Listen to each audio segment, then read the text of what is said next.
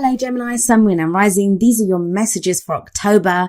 And the very first card that we have coming up for you as your underlying energy is the Fool. Actually, a rather wonderful card to have as an underlying energy. The Fool speaks of a new cycle beginning, a major new cycle. It is a major arcana card. It's numbered 0 in the major arcana. So it's not exactly the first card and it's not exactly the last card.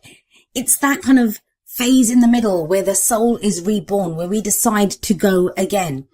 Now, this is the place where, obviously the Magician's number 1. So that's really, truly the first card of the major arcana where we know what we're doing, right? But the Fool is deciding, I'm going to set out on this new cycle. I'm going to set out on this journey. The Fool sets out on this adventure. Now, the thing with the Fool is that he doesn't really have much with him. Yes, he's all kind of dressed up and stuff, and he has that little knapsack thing on that stick behind him. But he doesn't actually have much with him. He doesn't have a map. He doesn't know where he's going. He is just open and trusting and excited about the journey that he's about to go on. Now, what that says in a very kind of practical sense is that this new cycle that's beginning, it's going to involve a leap of faith on your part. It may be at this time that, you don't really know where you're going. You don't really know what you even want from this situation. But the Fool can go on faith. The Fool can set out on this journey because he's excited about whatever he's going to experience. And it's not because he thinks the journey is going to be wonderful and great and, everything's just going to be marvelous. It's not because of that. It's because I always think the Fool knows that he can handle it. Why is he standing at the edge of that cliff? Because he knows if he falls off, he will land on his feet. So that's the kind of trusting part of this, that leap of faith that is required when you start this new cycle, because it feels like you don't have a lot of answers or, any guarantees in a certain situation. Now, this can be relationships, work, and we'll see how it plays out in the rest of the reading. I'm going to be honest with you, Gemini. There's a real sense of, intimacy issues almost, like, whether that's trusting at work, like being afraid to kind of open up and go for your dreams, whether it's a work situation or if it's love, like, you don't want to, might be in a relationship, might be because you're single, like you're thinking, I don't know if I want to do this. I don't know if I want to open up. Reason I say that is we have the 9 of Swords coming up at the heart of your reading. This is the opposite energy of the Fool card. Like, think about it. The Fool's open. He's starting a new cycle. He's out there. He's on this adventure. The 9 of Swords is where, look at her. She's sitting up in bed. She's probably had a nightmare. It's where we're stressed out. There's anxiety. We have a lot of worries on us. This can be about, worrying about what other people think about us, stressing out about a situation, not knowing how things are going to turn out, like feeling like we have the weight of the world on us. And I know that's usually the 10 of Wands kind of energy, but this is more mentally. Swords are all about our thoughts, our beliefs, our ideas, and how we communicate them. And yet I always see with the 9 of Swords, there's no communication here. This is all the stuff that goes on and on around in our head. Now, no one wakes up and just decides, hey, I think I'd love to be stressed out today. No one does that. This is going to be a reaction to real stresses, real anxiety, real problems or issues that you may be encountering in your life right now.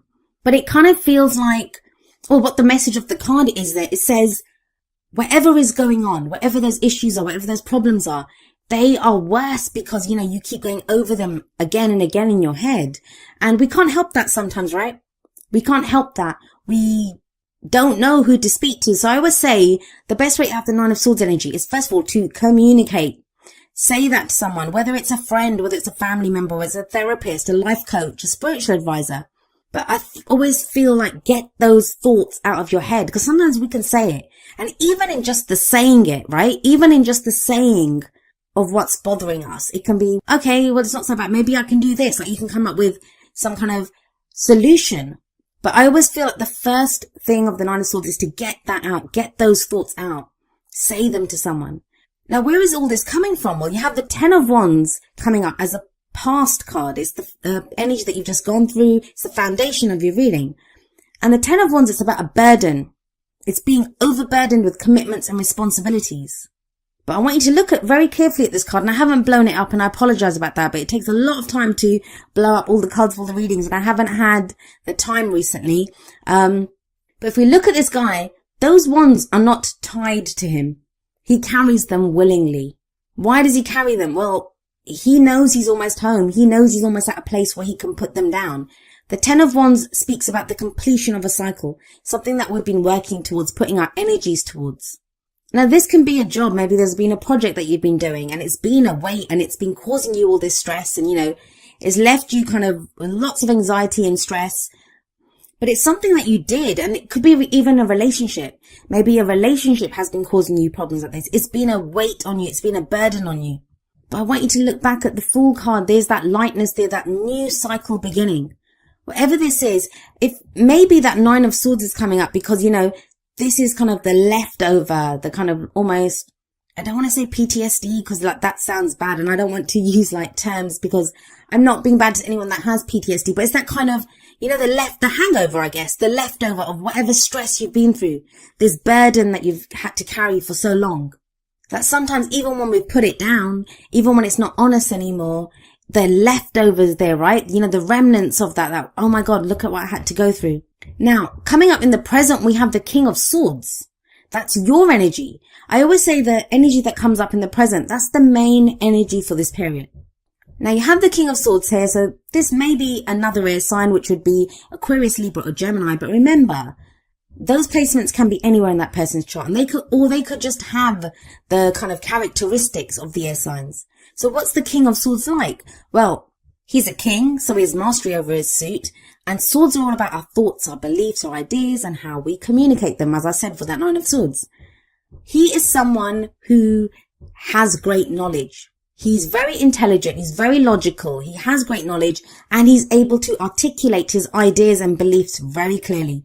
He's someone who does not have problems making decisions.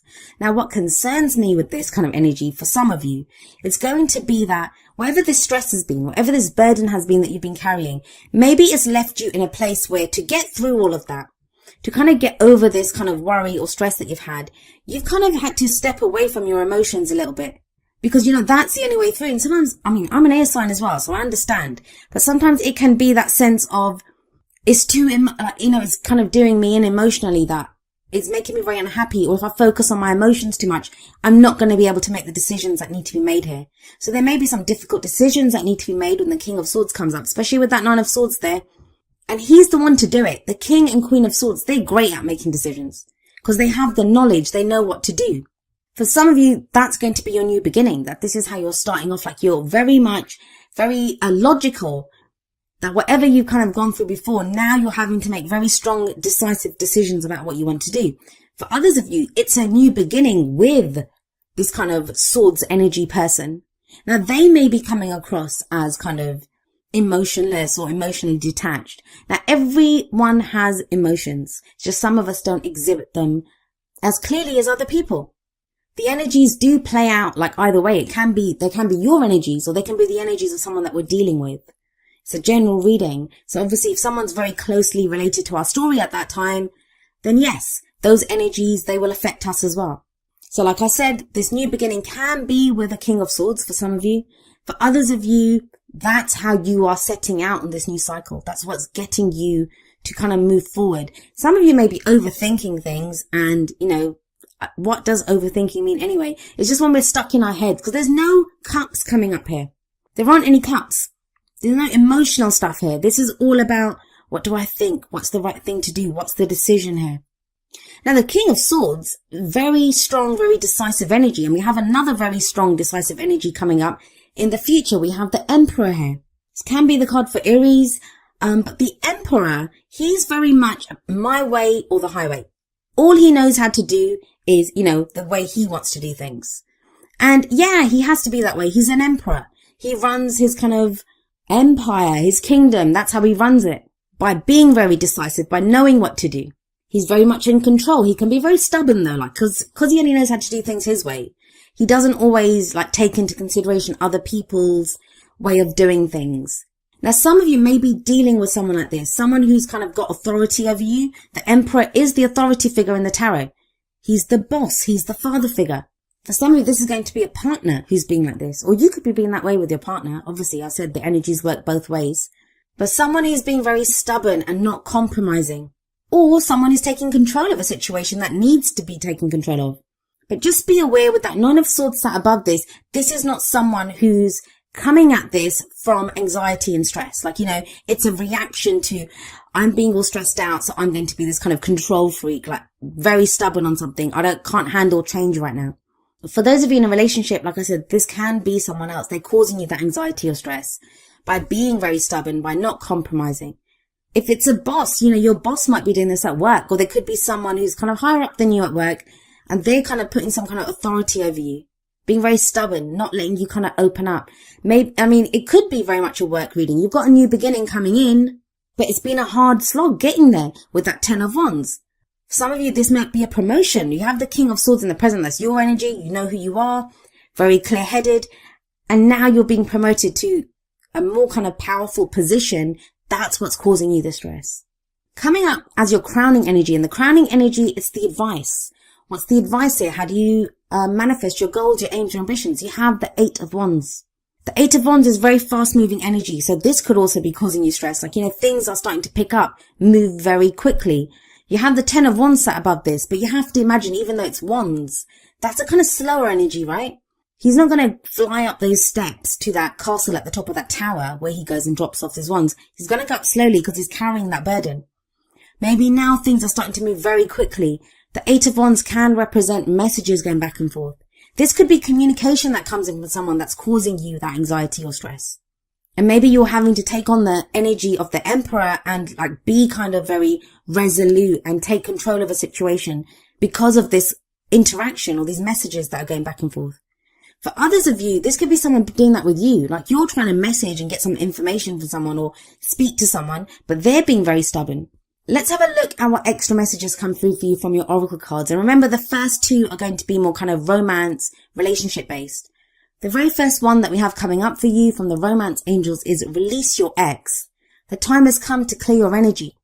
Now, this doesn't always mean forget your ex or the literal person that you've just left behind.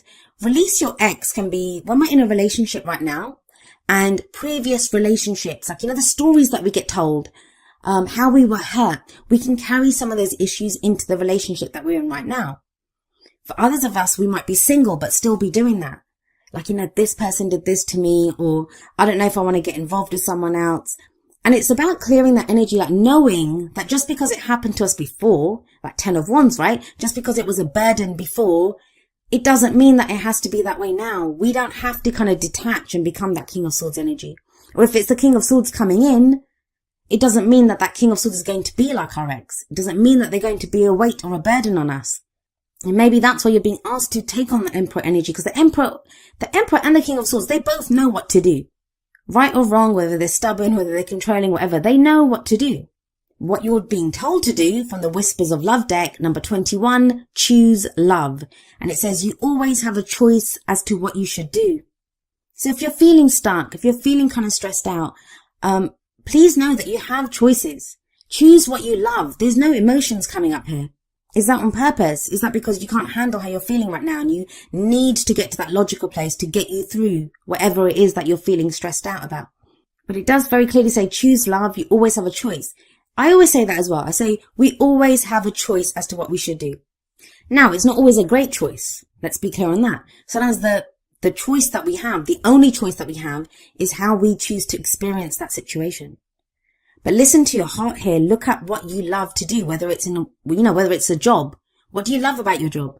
Whether it's a relationship. You deserve love in a relationship. Even if you're single, you can feel love again. You can choose to love. Now, coming up from the Wisdom of the Oracle deck, we have number 32, here and now. And this is very much about being fully present in the moment. Living one day at a time. Maybe that's what's overwhelming you. All these messages coming in, I'm going to have to do this, looking too far ahead.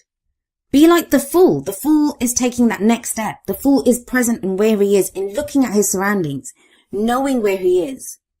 Yes, the journey lies ahead. Yes, this is a new adventure. I don't know what's coming up, but he can look out at that beautiful vista where he is right now. This is when we can yearn for something else, or we can be afraid, we can be afraid of what's to come. Here and now is all about mindfulness in the present, knowing where we stand, knowing where we are, committing to that fully, and knowing that the only moment of power is the right now.